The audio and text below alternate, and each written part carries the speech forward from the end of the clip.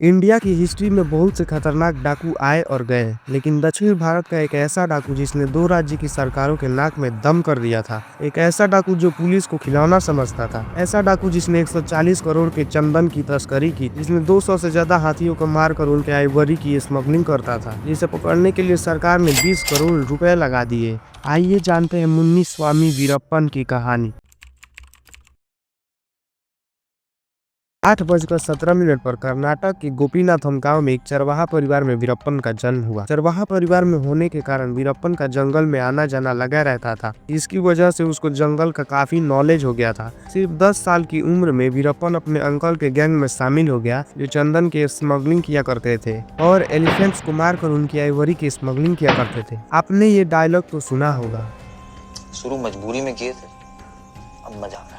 इस काम की तरफ वीरप्पन धीरे धीरे अट्रैक्ट होने लगा। धीरे धीरे उसने अपनी अलग गैंग बना ली और इंडिपेंडेंटली ऑपरेट करने लगा। वीरप्पन ने स्टार्टिंग में अपने गांव के आसपास के लोकल फॉरेस्ट में ऑपरेट किया, मगर धीरे धीरे उसने अपने एरिया का एक्सपांशन इतना कर लिया था कि MM हिल्स से लेकर नुदुमलाई तक सारा हिस्सा उसके अंडर आता था। ऐसा मानो कि पूरा का पूरा फॉरेस्ट उसका स्टेट बन गया था। स्टार्टिंग में वीरप्पन के पीछे सिर्फ फॉरेस्ट ऑफिसर पड़ा करते थे। पुलिस उसके पीछे नहीं थी, क्योंकि उसने कोई सिविल क्राइम नहीं किया था। फॉरेस्ट में जो क्राइम किया जाता है उसे फॉरेस्ट डिपार्टमेंट ही डील करता है। लोगों को यह अंदाजा नहीं था कि वीरप्पन कितना पावरफुल है, उसको पकड़ पाना कितना डिफिकल्ट है। MM हिल्स का फॉरेस्ट बहुत बड़ा फॉरेस्ट है, बहुत घना फॉरेस्ट है। ऊपर से यहाँ का टेरेन प्लेन ना होकर के हिली टेरेन है, यहाँ ट्रेवल करना और यहाँ से निकल पाना बहुत डिफिकल्ट है। वीरप्पन तो यहाँ बचपन से रहा था, उसको सब मालूम था कि कहाँ से बाहर निकलना है, लेकिन फॉरेस्ट ऑफिसर को इतना मालूम नहीं होता था, इसीलिए वीरप्पन उनके हाथ नहीं आता था।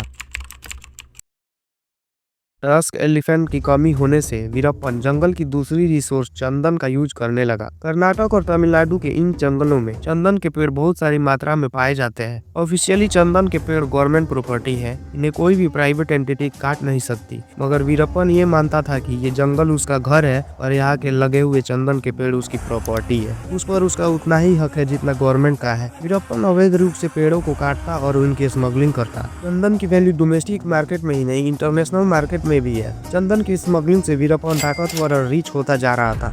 सरकार ने देखा कि चंदन के पेड़ों की संख्या कम हो रही है, तो सरकार ने उन सभी चीजों पे बैन लगा दिया जो चंदन से बनती थी। ये करने से मार्केट में चंदन की डिमांड कम होने लगी, जिससे चंदन के पेड़ों की कीमत कम हुई। वीरप्पन को इसमें लॉस होने लगा। वीरप्पन को समझ नहीं आ रहा था कि वो क्या करे, तो उसने नए क्राइम की तरफ अपना कदम रखा।